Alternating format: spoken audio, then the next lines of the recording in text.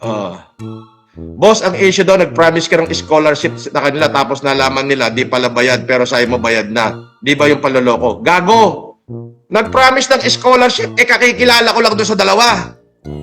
Oh, paano ko babayaran? Babayaran ko yun kapag lumaon. Pagbaba nga nila, isang ikot lang, binigyan ko sila ng tig 5,000 plus extra 5,000 para sa kanila. 15 mil yung binigay ko sa kanila. Nag-video-video lang sila. Pero promise, kinabukasan nga, paghatid ko sa kanila, hindi na nila ako kinausap. Dahil tinatakot na ni Pugenius. Pinopost na ni Pugenius yung mga pagmamukha nila. Oh, yun ang issue. Paano mababayaran nung araw lang na yun namin nakilala. Oh, supporter ko mga magulang nila at kausap ko pa yung nanay nila. Totoo naman. Oh. Paano babayaran yung scholarship? Ang usapan, sige, magbe-videographer kapag wala kayong pasok, ako na magbabayad ng scholarship nyo. Kaso nung paghahatid ko pa lang sa kanila, may wheelchair pa nga yung lolo niya na hindi na nakuha dahil natakot nga kay Pugenius. Di ba? Kayo naman? Tignan nyo yung Pero anyway, everything is nakikita naman natin. Tapos kaya may post to si Pugenius. Parang parang siya pa yung nag-i-endorse, nagpo-promote doon sa dalawang bata. Samantalang putang inang Pugenius yan siya nga nagpo-post doon sa mukha nila. Utos ni Makagago. Yun ang totoo noon. Saan ka naman makakita, hindi sila titigilan ni Pugenius hanggat hindi sila nai-interview ni Makagago. Sino ngayon na nagko-command kila Pugenius? Di si Makagago. Tama yung kinaso ko. Si Makagago ang leader ng FG Group.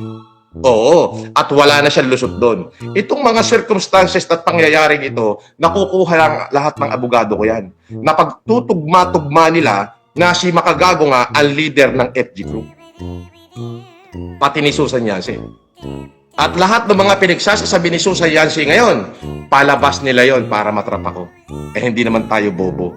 Aling Susan, ito na sasabihin ko sa iyo, may alias warrant of arrest ka na. Makagago, yung inendorso mong peking abogado, peking law firm, na maraming binudol na Pilipino. Ayun, malapit na mahuli. May alias warrant of arrest na. Abangan nyo mamahaya kung conversation. Nagsosorry sa akin yung dalawang bata. Boss, pasensya na po kayo. Natakot lang po kami. At saka tinanggap na po namin yung tig 15,000 namin. Tinanggap lang po namin. Wala naman po kami mailalaglag sa inyo, boss. Mabuting tao po kayo. Wala naman po kami mailalaglag sa inyo, boss. Sabi nyo, mamaya makikita nyo yung kabuuan. Kaya naman yung dalawang bata, nagpa-interview kay Makagago. Ipapakita ko mamaya, ipopost ko, panoorin nyo yung conversation. Nakalagay doon, tinakot. Natakot sila. Tapos makikita nyo doon sa aming usapan at sinabi ng mga bata na, boss, mataas po respeto namin sa iyo. Sabi ko, alang-alang sa mga magulang nyo na supporter ko, palalampasin ko na yan. Palalampasin ko na. Mamaya, makikita nyo yan sa upload ko. Ngayon, may banat naman ito Makagago sa kanyang post. Ang title is, inilaglag daw ako noong dalawang scholar. 10 beses ko pinanood yung video. Wala namang nakalagay na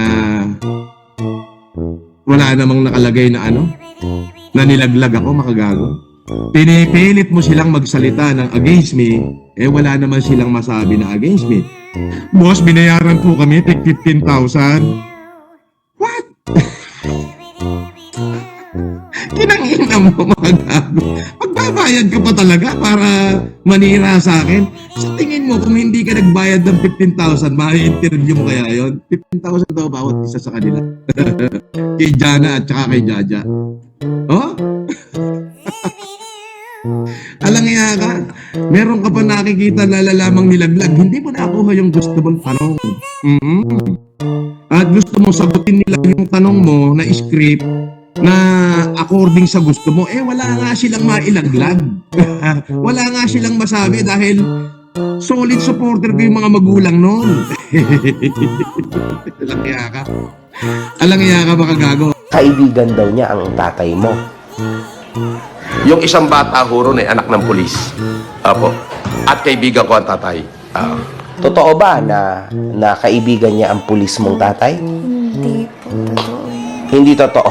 Kasi if kaibigan niya po, Bakit magre-react ng ganun yung father? Ako ay ex-convict, convicted criminal at scammer. Ako ay ex-convict, convicted criminal at scammer. Galingan mo pa! Galingan mo pa!